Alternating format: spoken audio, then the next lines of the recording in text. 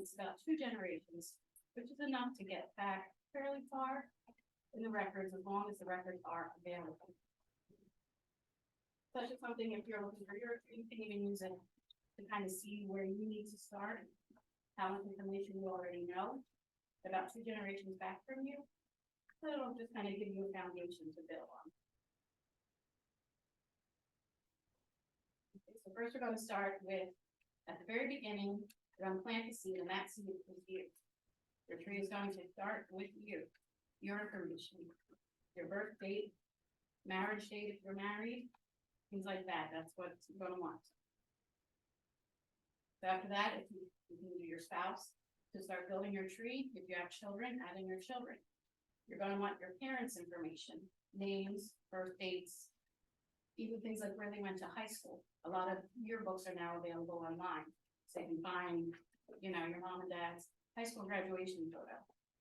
You're going to want, if you have siblings, you can add them in, but you don't have to. You can keep your tree very streamlined and keep it just to your information. Where siblings can help is when you get further back, because you might find death certificates for, you know, great aunt or uncle, but you'll be able to see the parents' names on there and see whether they match up with what you know. And that's one of the ways that you verify, yes, my line is correct, what I'm following. So after you get that foundation, you can go into your expanded family.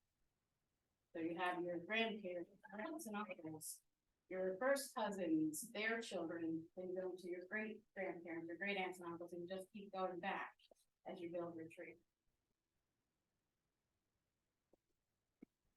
So look, there is an ancestral chart in everybody's folder, just so you can kind of see what it is for that. You know how this is used. This is a very popular form that is used in building your family tree. Number one person, if you are starting the tree for yourself, you're going to put yourself as number one. So then you bracket over, you're going to have your parents. And then it separates into your maternal line and your paternal line. So their parents, and then it separates further. This is one that most people use. You'll see it, like I have, you know, 4 generations here. Some will have 5 generations, but then the information starts to get pretty small and then start to read. So that is going to be a very useful form for you when you're building it. As you can see, when you get over to like number 8 through 15, it says continued on chart, whatever. So when you get to that point, you're going to take a new chart. The number that they are here, number 8, that is going to be important. So I want to remember that because it's going to go on to the next chart. They're going to do number 1 on the next chart. But what's going to change is the chart number. So say this is chart number 1, and you get up here to number 8, you go to chart number 2, but they will be the number 1 person, not you. Another type of chart that people use, I'm not a particular fan of it unless you want to see how many people you're missing on your tree. It is a fan chart. So this starts, the center circle is you or whoever you're building the tree for. The next ring are their parents, then their grandparents, great-grandparents, and all the way around. And you can kind of see, okay, I'm missing, you know, their 4-time great-grandparents on this side, but I have them here. I'm missing their great-grandparent on this side. And it's just an easier way to see your larger tree. However, I find that this one is easier to work with when you're building it.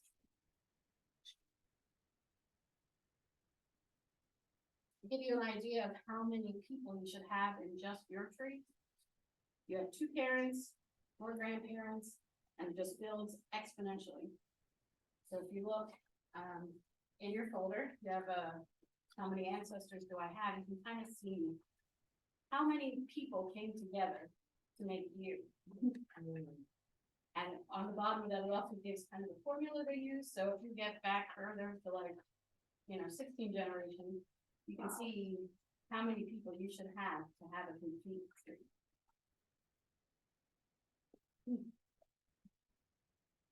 So right now, if you want to take a few seconds, you can take out the ancestral chart, if you'd like to use that one, or the fan chart, whichever one you feel like using. And you can put in your information, as much as you know so far.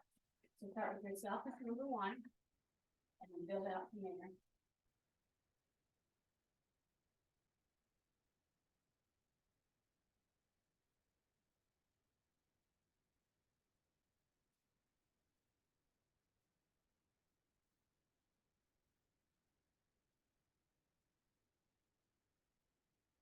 You get far enough, I do have a few more copies of that chart.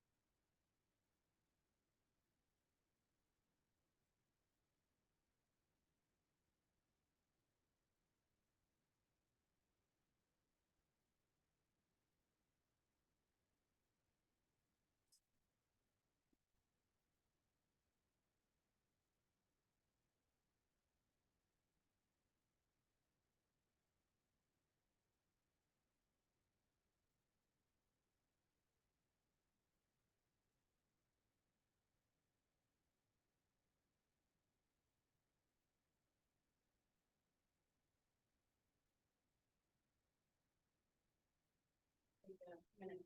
Finish up for you.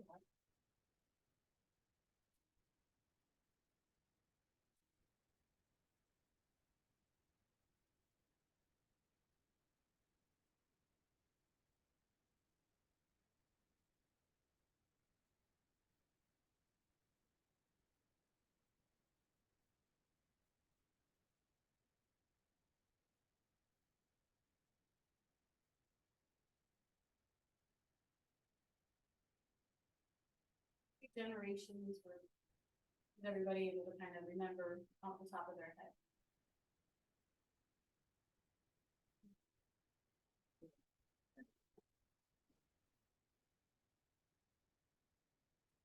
Are you able to get to like your grandparents, great grandparents? And that's pretty much what most people know. They just know the people that they've grown up around. They may not know the history because it may not have been something that was talked about much in your family. So you're not going to get very far. And that's where doing your research is going to come in. But you need those first couple generations because that's going to be most important for setting you on the path correctly.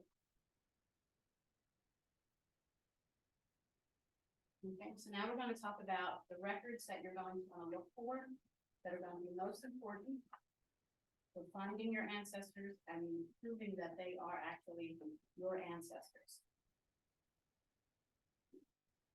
We're going to be looking at birth records, marriage records, death records, military records, census records, and then other sources that you can look for the information that you need to verify.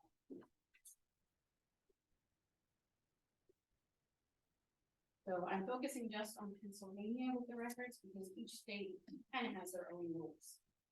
So these are just some of Pennsylvania records highlights. It wasn't until 1906 that they were officially being kept by the state. Before that time, you might find churches that kept records of when people were born. You might find that they kept records of baptism, which can then kind of sort of infer when they may have been born. And those are going to be found by the county where they were born. They're going to be looking for the county. So if they were born in like Lancaster County, you're going to want to look for Lancaster County records. Because that's where they're going to get the information before 1906. And if they weren't born more than 105 years ago, you're not going to find the information in a public forum. because it's still considered private information at that point. So they don't want anybody impersonating the person. However, if you have like a parent or grandparent that you want a birth record of, you can request it from the state. There is a fee for requesting these records, and you have to mark off that you were a child or grandchild.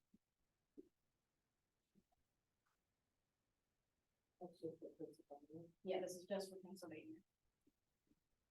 So in the state archives, they have indices of the birth records. And that's how you'll find it from 1906 to 1917. If you don't know the year they were born, but you know the county and round about when they were born, you're gonna have to just kind of look through each of the PDF that the state records have. It goes by their last name. So you need the name of your ancestor and their mother's last name. And digital copies you can get on Ancestry.com. And if you are a PA resident, Ancestry does have a Pennsylvania that is free for Pennsylvania residents. So you would go on to the PA Department of Health's website, and they have a link for Ancestry. So you can access the Pennsylvania records through Ancestry. Also, to use Ancestry.com in the library, this library, it's free to use it here on computers. Am I correct? Absolutely.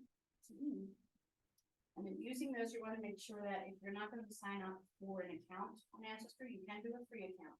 It doesn't give you access to all the records, but you can then save some records that you can. But if you're not going to, you're going to want to print out everything, because otherwise your records aren't saved for you. So just to be clear, if you go to Pennsylvania's website, government websites, they will give you this option directly to go to their version of Yes, their there's access. like a little tree and it says Ancestry underneath of it. You click that icon and it'll bring up Ancestry Pennsylvania's page on the government site, and you can put the link in there. What are, So people can create their personal account. That's right. Yeah, you can. Ancestry will allow you to create a free account, but like you don't get access to everything on it with the free account. But you can like start it, you know, building your tree there. You can search some of the records they have and add them to your tree. are there any other options that they'll give you if you're not a computer person? Or Getting copies of things? you can go to like the archives. That's pretty much your only option, and search through all the records. And Would you go to counties? To whatever counties? depending on what year Okay, like the birth occurred, you might have to go to count. gotcha. So this is an image of the birth indices. This is what you find when you look at the PDFs that they have on the state archives. So this was for, I just pulled up, for examples, my relatives, just to go ahead and have to worry about clients. What you'll find is the name of the child, the mother's maiden name and her first initial. You'll find the place where they were born, the county of occurrence, that is a code that the state uses, the date of the birth, and their certificate file name. So on here, it was for a relative, Florence Ritz. And you can see, you find her line, and you can see that her mother's maiden name, last name was Miller. Her first name was Ann with an L. And it was in Rayfield Township, which is out in Lancaster County. And their date of birth and the certificate number. So then you could request a copy of the certificate from the states, and you would know exactly what the number was that you needed.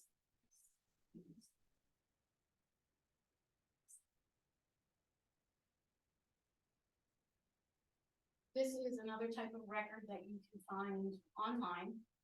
This isn't necessarily just a birth record. These are Mennonite vital records, and the people that are reported aren't necessarily Mennonites. It's just that the Mennonites kept, you know, records of all this information. This isn't even actually complete for this ancestor of mine. But you can see it lists their date of birth, when they were married, who their spouse was, and who they were the daughter of, their father. And it starts listing the children and their year of birth. So this is another record that will help you to find the right ancestor and to prove that you're on the right trail. Where did you get this particular record from? This one is from Ancestry, but you can use like familysearch.org, which is a free site. And in the papers there, I have a printout of sites that you can use to find your records. So marriage records have been kept a little bit longer. Why do you suppose that might be? They were recorded, but why do you think people would be more interested in knowing who is married to who? Well, having that, and they don't want somebody having multiple wives, which still happens even though they do record marriages. But this, you're going to go to the county where the marriage occurred in order to find the record. And again, you can find it through church records. A lot of people announced their weddings in the papers because it was big news, especially in small counties. And a lot of churches did keep pretty good records of certain, occurrences like baptisms, marriages, deaths. So this is an example, it's on 2 slides because it's a long document, of a Pennsylvania marriage license. This is for 1890, I believe. This is Lancaster County. And you can get a lot of information from these marriage licenses. You'll find the names of your ancestors. You will be able to find the date that they applied for the license. And you will get, like on this one, there is their ages, what their occupation was, and where they were born and are currently living. And this is all information that they wanted because they wanted to make sure that this person wasn't marrying this person, but they were already married to this guy over here. So the bottom half of that has the license that has been granted and then a duplicate copy.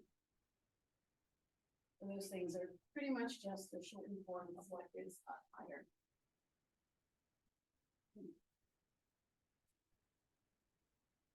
The death records, again, is just from 1906 on, that you can find through the state because that's when they were started to be reported officially. Before then, again, you're going to go to the county level to find it where they are. So you're going to have to know the county where they were born. If you know the city they were born and not necessarily the county, that's not an issue. You can always look to see where the city is located and you'll find the county that way. And it's only 50 years that you need to wait that somebody's died before you can get their copy in a public forum.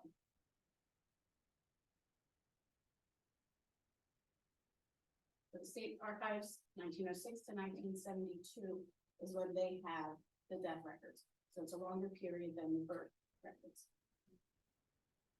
And again, you can find them on Ancestry and you can get access as a PA resident. This is your typical death certificate that you will find in Pennsylvania. And this is going to give you, as long as it was filled out correctly by the informant and they knew the information for the person, you will actually be able to glean a lot of information from the death certificate.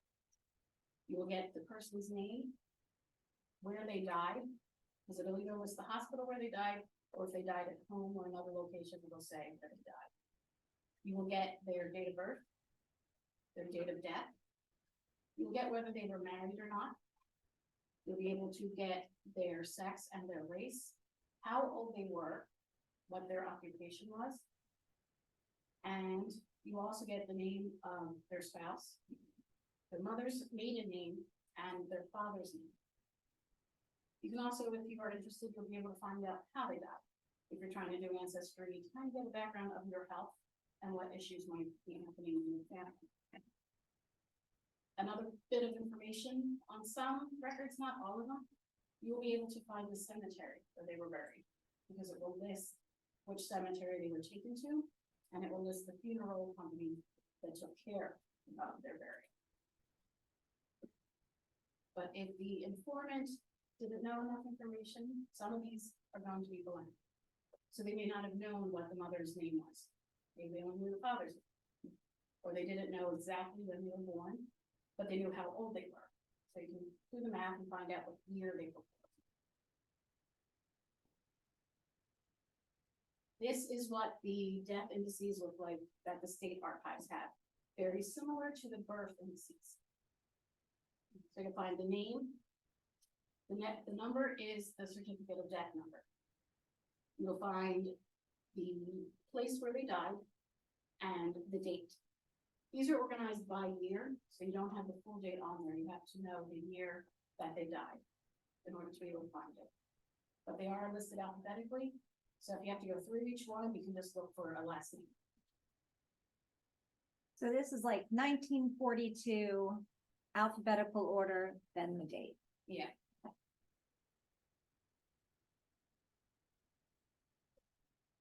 Military records are more countrywide rather than statewide. They're a little more difficult to find, especially for like older, like American Revolution, War of 1812, because they haven't all been transcribed yet. And they're, the way that handwriting was back then, they're harder for people to read. The S might look like an F. But you can find them, like archives.com, you can find stuff. The National Archives is going to be your best chance for finding information as far as military records go. They hold most of them. You can request for more recent ancestors a copy of their military record if they're like a parent or a grandparent. If it's, say, your uncle that you're wondering, you know, what he did when he was in World War II, you know, where did he go, this, that, and the other, you may not necessarily be able to get a record of that. However, if he is a child, they would be able to get it.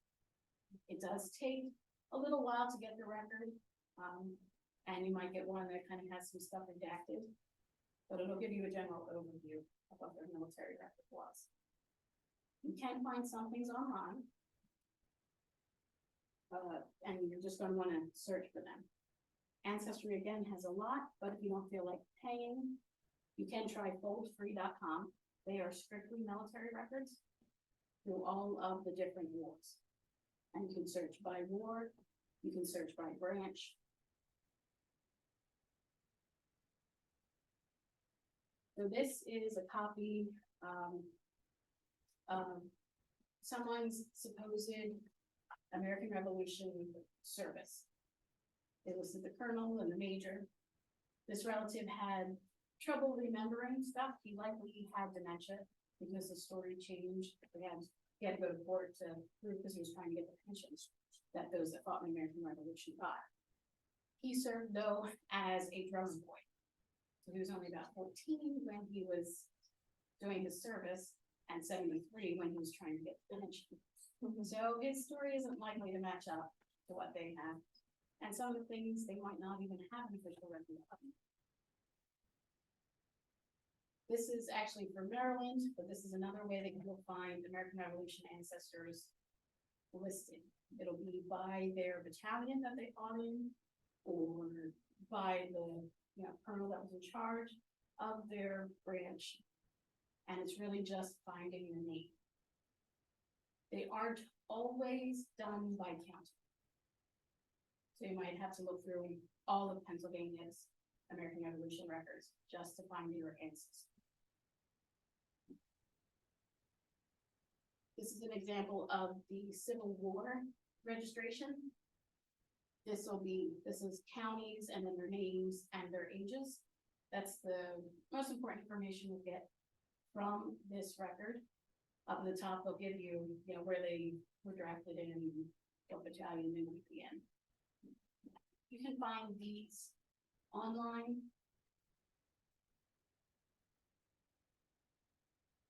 Some records have been made a little easier to read because they have applied for a pension after the Civil War. So you're going to get like their name, when they drafted in, when they were discharged, any things that happened, if they were killed during their service, if something untoward happened and they were not so honorably discharged. Will it say that? If they, something like that be mentioned. In the notes, it'll say something. This is a World War I registration card. World War I and World War II, you're going to find the most information online. They're some of the easier military records to find. Because they're newer, they're a little bit easier for transcribers to read, a little easier for counties to scan into a database. You're gonna be able to find names where their ancestor lived, who was their next of kin. Sometimes they'll have their occupation listed if they were old enough to have a job. You will also find that they have a description of what they looked like. It'll list their height, their build, their eye color, and their complexion. So it'll kind of give you an idea of, oh, that's where I get my, green eyes from. That's where the red hair comes from. You'll be able to find that in World War I and World War II. They're pretty much the same. This is another example of a World War I record that you can find. Very similar to the Civil War pension record. It kind of gives a general overview of your ancestor and their service in a particular war.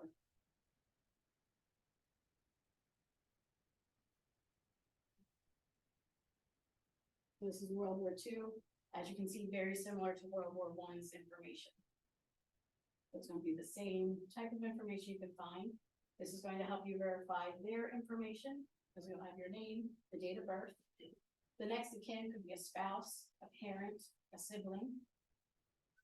And you're going to find, again, what they look like. Just give you an idea of what your ancestors look like if you don't have a photo or if you've never seen them. The census records are some of the most important records you're going to find because they happened every 10 years. So you'll be able to kind of follow your ancestors' life through the census records. Some of the problems with census records, though, is that they weren't always taken correctly. Census takers can misspell names. They will have somebody as a son when it's actually the daughter.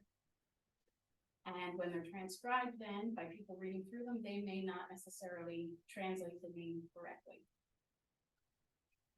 And you'll find that the information has changed. The later census records are going to have more information that is helpful to you in developing your family story as compared to older census records. This is a census record from 1790. It only listed the head of household, and it only listed everybody there by a number. It listed the free white males who were adults. It listed the free white males age 16 and under. Free white females were listed all together. It was not broken down by age. It also listed if they had slaves, and it also listed if they had other persons in their household. So there's not a whole lot of information. You'd be able to verify that's my ancestor, it's in the correct county, the number in the household is correct. I can assume that what I have is the right information. So in the 1850 census, these are the changes that happened. So there was a little more information that you'd be able to find in the 1850 census. This is also the start of the slave schedules. Luckily, it only lasted for 2 censuses because they are very depressing to read because they're just listed by their age and their sex. So there's not too much information about them.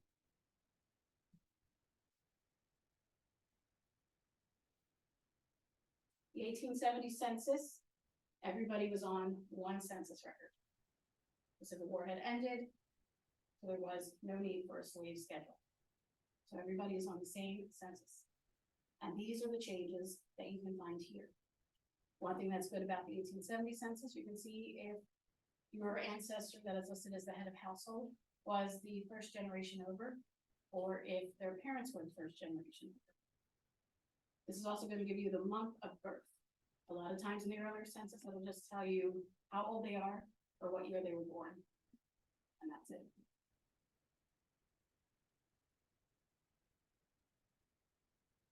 The 1880 census, they start to get a little more detailed with what information came to be on the census.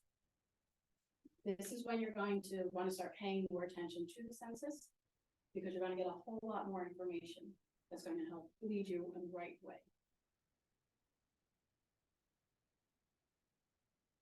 And all this information, there is a handout that lists all the changes in the folder. The 1890 census essentially doesn't exist. 99% of it was burnt up in a fire. There's only 3 rolls of the census record available, and it's just a few states splattered across the country. Unfortunately, the information is similar to the 1900, which would give people a lot of answers for an ancestor that they're looking for that may have died before the 1900 census. The 1900 census is one that I like to use because it has a lot of pertinent information that is important. But unless you were born before April of 1900, you're not going to appear on the 1900 census. And you'll see that later censuses, they start dropping some of the information that they were asking for.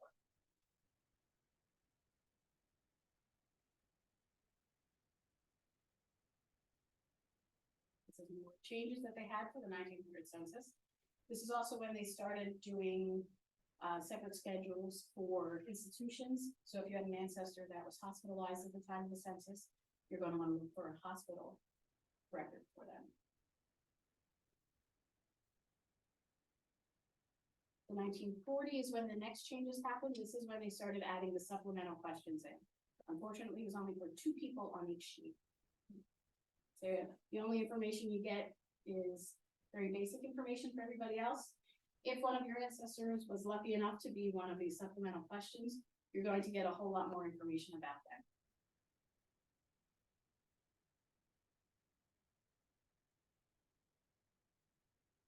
In the 1950 census, they asked a few more people the supplemental questions, but only one person on those supplemental questions actually got even more detailed information.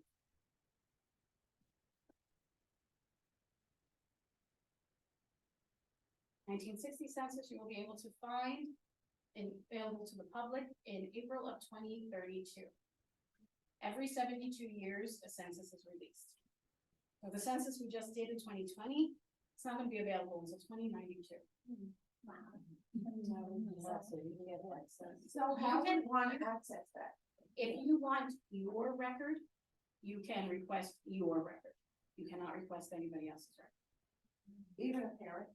And why 72 is that? They just kind of assume that after 72 years, most people may have passed, so the information isn't that important to have available to the public.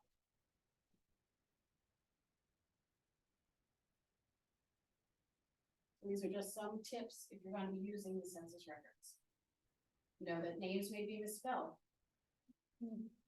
Transcribers can misspell or misinterpret the name.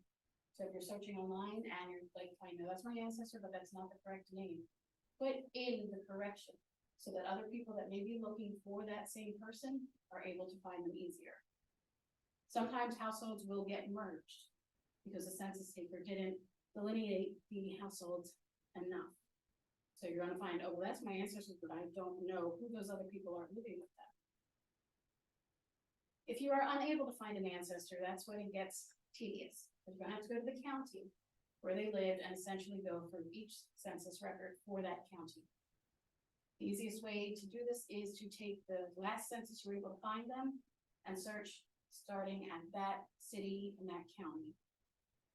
And there are places you can go online to find exactly what the enumeration district would be census to census. And you might have to go through page by page. I have done that. It is tiring, and the writing, because it changes according to whether or not the census taker had nice handwriting or not, it can be very difficult to read. Other sources for information include family Bibles, family histories, newspapers, religious organizations, things like that. You can also look at deeds, land maps, probate records, wills. Some families do have records that have been available and verified and have been put into print by the family members. This is a family Bible from one of my branches, and in it at one point there is a listing of people's births, marriages. This is from 1881, and the last birth in here is 1965. but Is that your family, right? yeah, it's one of the branches. Well, You can also find things, like Bedford County has a historical society. So they do things where they print, all the different records from like a cemetery into one thing that you can get and you can have to look through. So just check out there. A lot of phone books, even though we don't have phone books now, had information. They would have the name, where they lived. A lot of times it would have their occupation listed as well in the older phone books.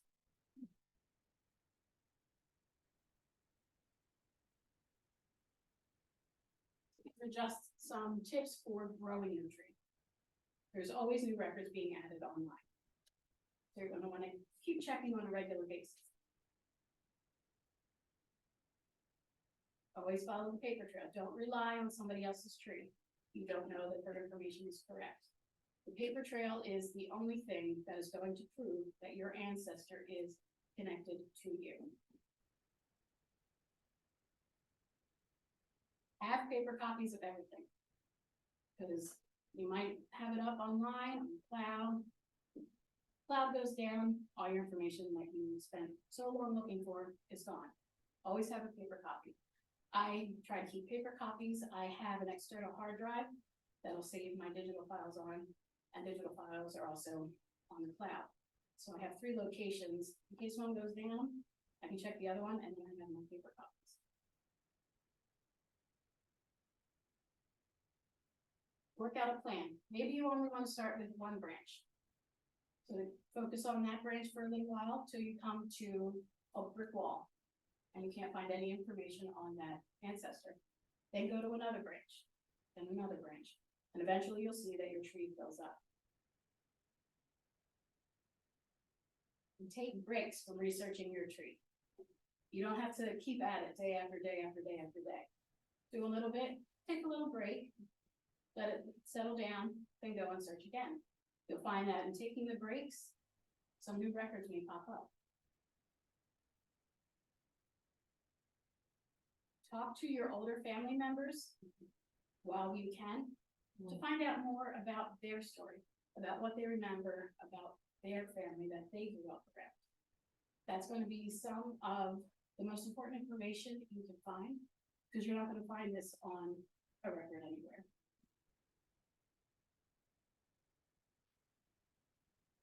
If you have the opportunity, visit the archives so you can research in person. If you have the opportunity, visit locations where your family grew up. One branch of my family grew up out in Bedford County. One year I took a trip out there and I was able to kind of go around the county and see what it was like. It wasn't exactly how it was when they were growing up there, but it gives me an idea of what they might have experienced while they were still alive.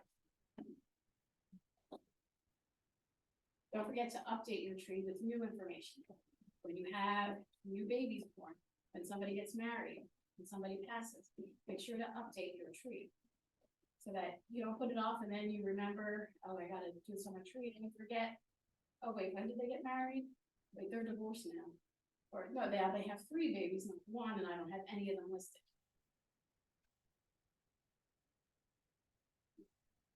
Does anybody have any questions about starting?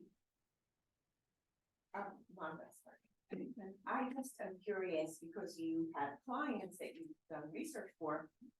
Can you tell us some interesting stories? You said that you helped some people African American to trace the family records back to times when they were slaves, and how did that work out? Did you find some unique information such as that, or any surprises that you help people discover? I can start with my husband. He is African American. He has been working on his family tree. He hasn't gotten much information from his mom, and his father, he doesn't know much about that side because his dad just never told him anything in his dad's past.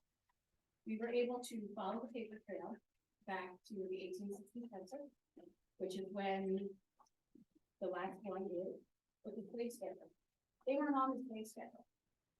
The name did, however, pop up on the regular 1986 census as his relatives living in the house with the family that's from 1860. Okay. 1860.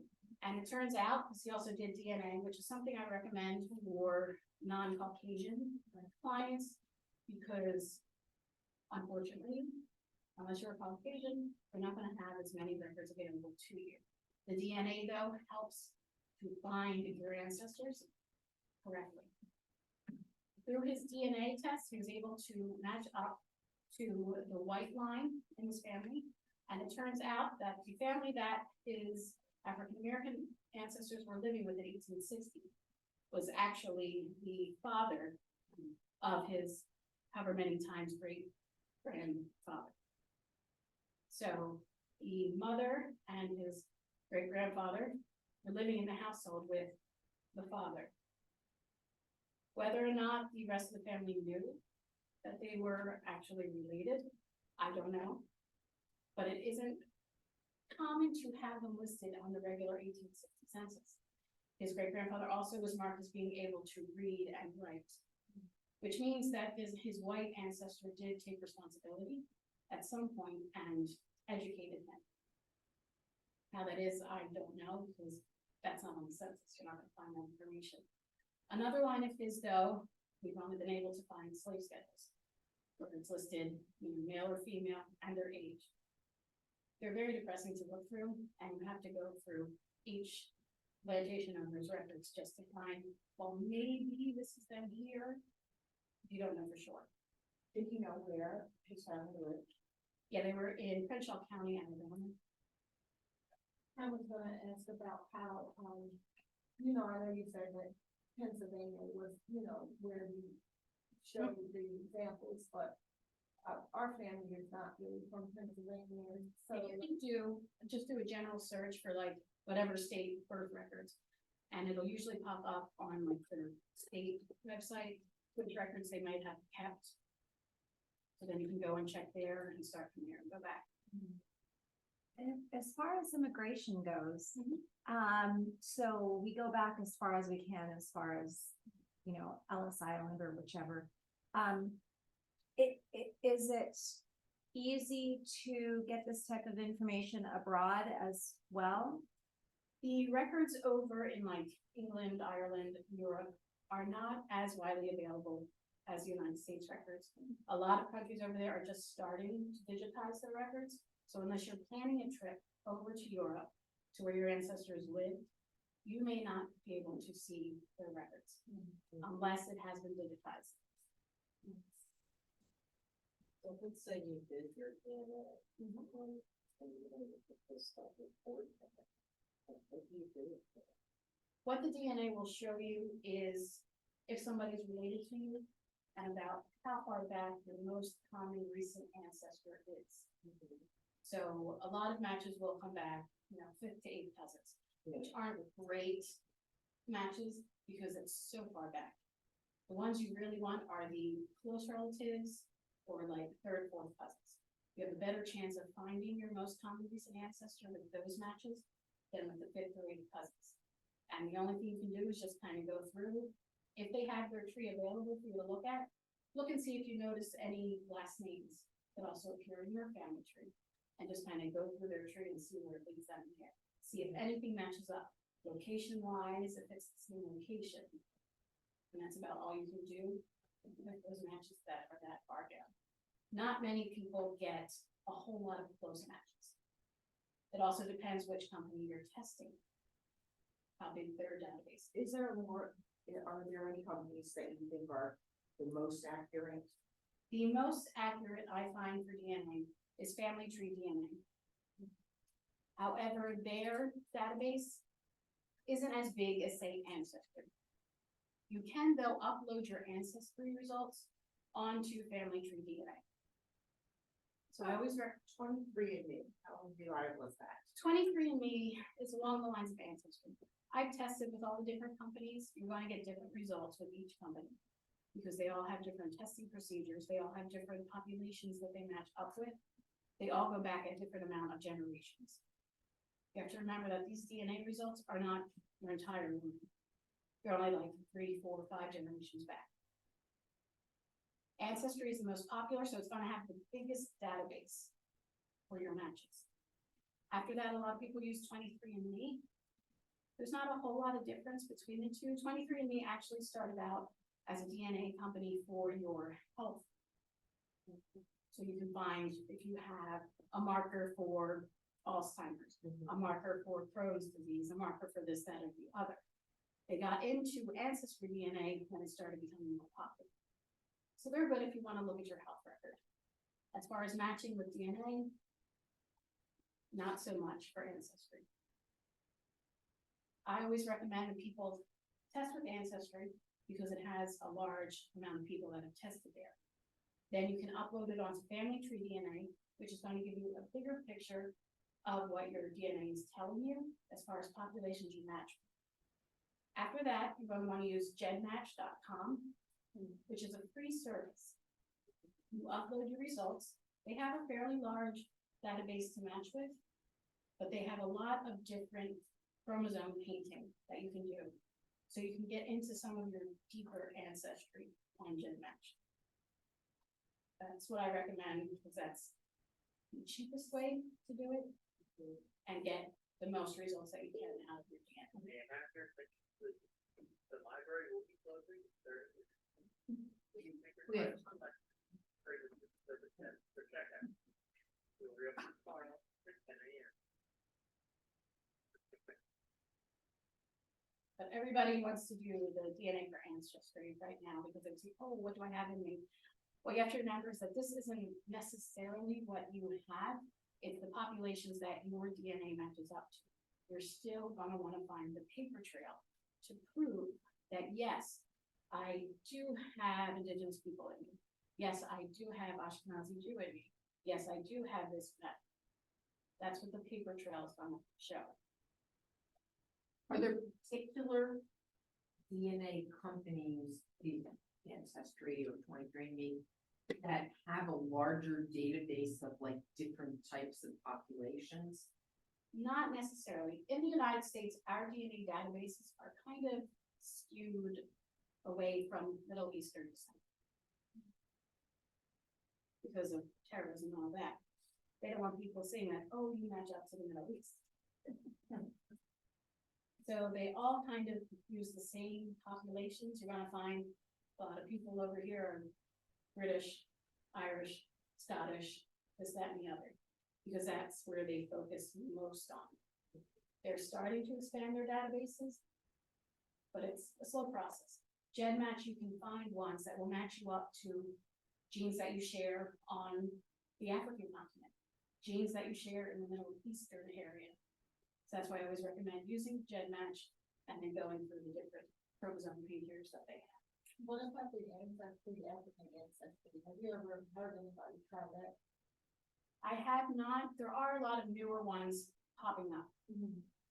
Whether or not they're as reliable, I don't know. You'd have to look and see if they have a white paper on their website that you can read to see the science behind their test.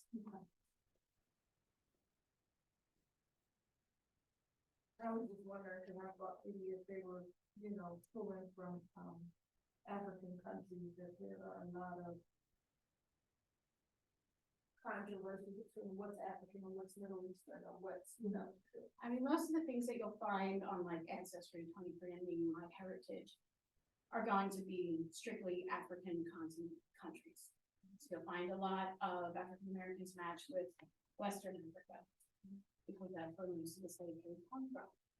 But you will get matches in South Africa, North Africa. Sometimes Northern Africans will come up more so by the country, so it will come up as Moroccan rather than Northern Africa.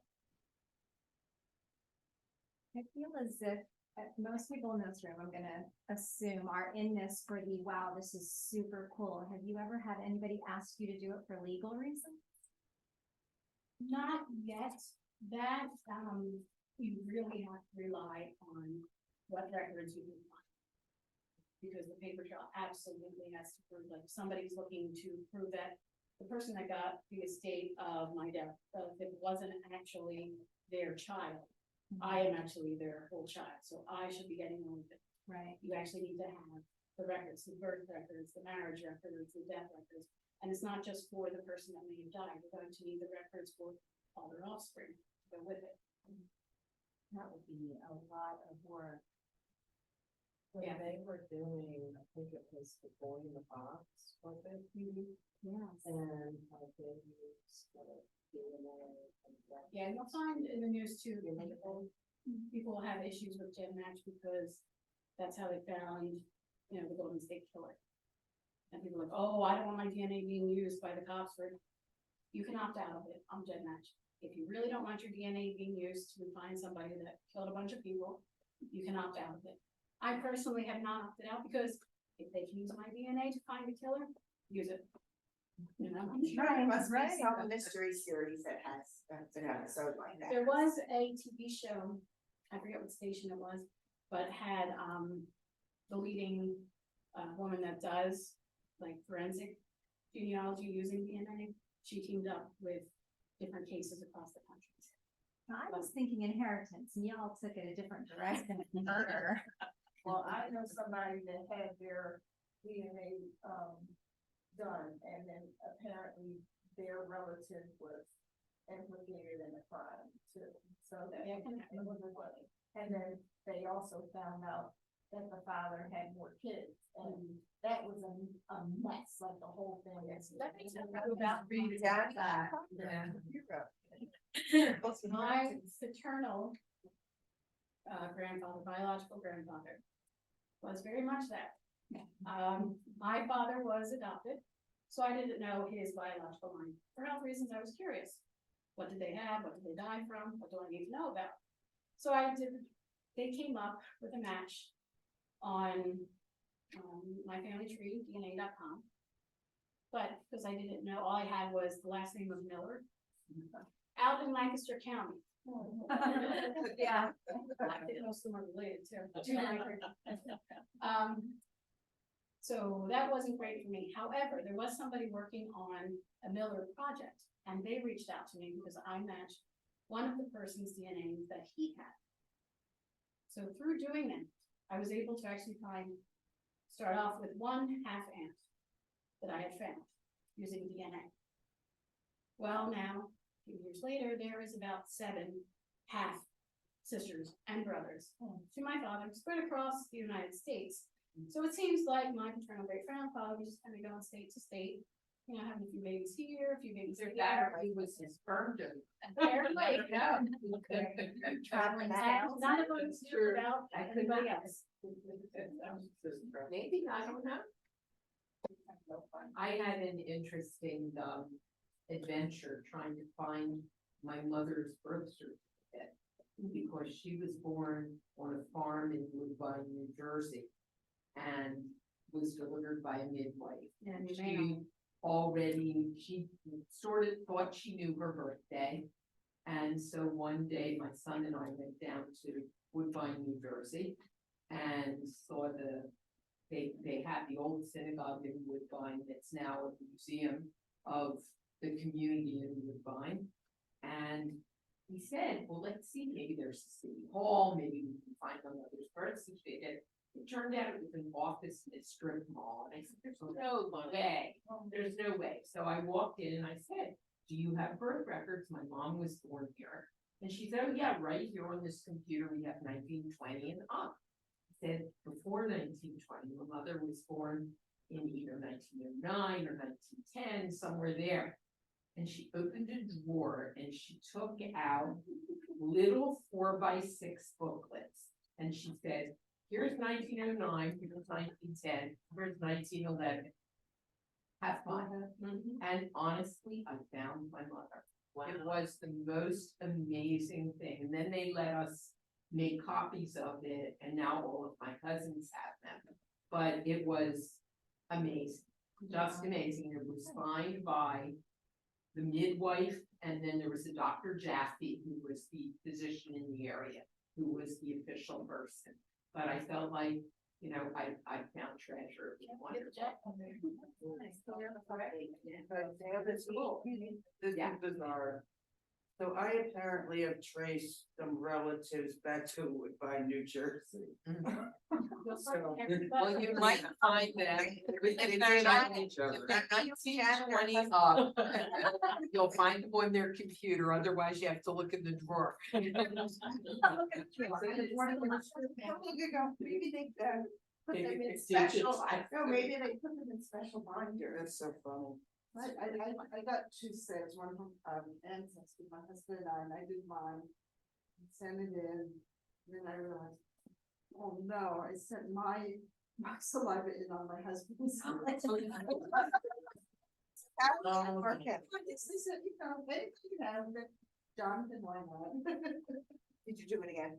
No, but maybe I will with, what he said, the company he said. Yeah, we can. Yeah, familytreedna.com. So yeah, everybody is connected.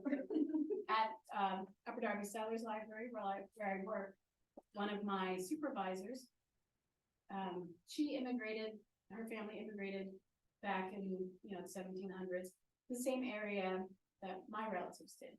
One day she was saying about how she was gonna go that weekend to visit the Hare House. I was like, wait a minute, I have hers in my family tree too. So I looked at my family tree quick. It turns out that my, seventh grade time grandfather was actually the man that helped her family settle in the area out in Lancaster County. So it's just, everybody is connected, and the further back you go, the more you can see the connections. On that note, can somebody here explain to me the once removed part?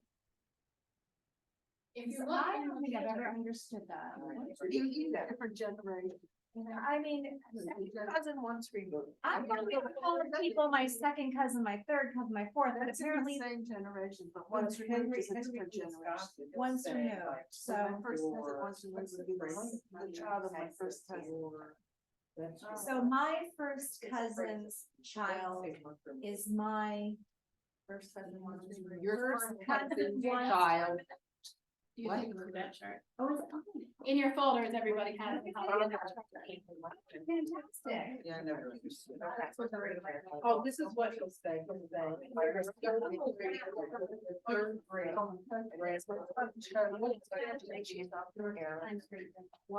So they're gonna have your grandkids.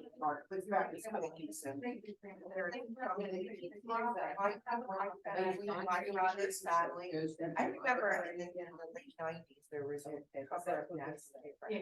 that covered that topic. Had a picture of people with the cover. But anyway, so he was. I hit a wall very early on. They changed that. Thank you so much. But he says he's, yes, I know. Yeah. Can't figure this out. I know, but I can't. Very, very cool. Very bright. So if she says.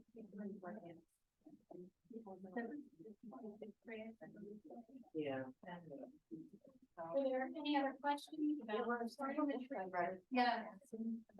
Well, just a basic question. Do you have any more charts? Because we all I got have them. a few more charts here. Feel free to. Yeah. I think it's been brand. Go up here and across like that. Yeah, now traditionally the rental one. And your return line. Oh, okay.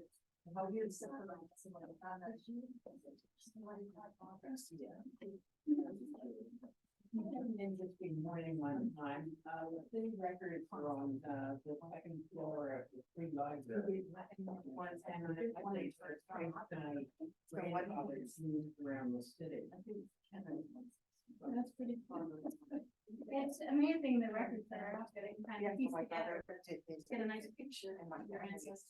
You were able to trace